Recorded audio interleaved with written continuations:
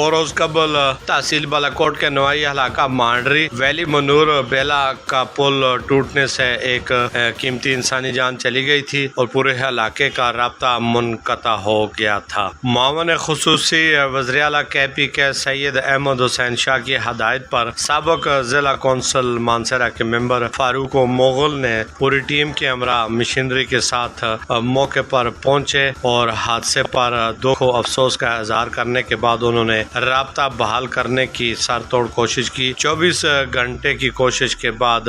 بیلا کا رابطہ عارضی پل نصب کر دیا گیا،